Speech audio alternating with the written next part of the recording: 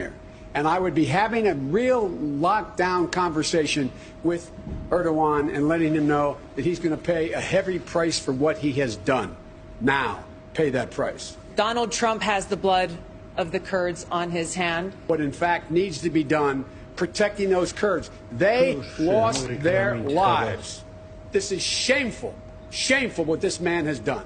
But it's also the case that a small number of specialized special operations forces and intelligence capabilities were the only thing that stood between that part of Syria and what we're seeing now, which is the beginning of a genocide and the resurgence of ISIS. Is Turkey still a U.S. ally? Should they remain in NATO? No, Turkey is not a U.S. ally when they invade another country and engage in mass slaughter. What has happened in Syria is yet again Donald Trump selling folks out. And in this case, he sold out the Kurds, who, yes, fought with us and thousands died in our fight against ISIS.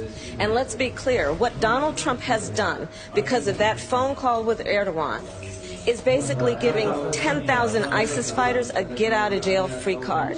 The crisis here, as I think Joe said and Pete said, is when you begin to betray people, and in terms of the Kurds, 11,000 of them died fighting ISIS, 20,000 were wounded. And the United States said, we're with you, we're standing with you. And then suddenly one day, after a phone call with Erdogan, announced by tweet, Trump reverses that policy. Now you tell me, what country in the world will trust the word of the President of the United States? And the Kurds are case in point. In fact, because we turned our backs on them, those Kurds who fought for us in Syria helped to defeat ISIS, not just for themselves, but for the United States of America. It makes it more likely that we will have to send another generation of service members to fight those battles there. Meanwhile, soldiers in the field are reporting that for the first time they feel ashamed of what their country has done. We saw the spectacle, the horrifying sight of a woman with the lifeless body of her child in her arms asking what the hell happened to American leadership.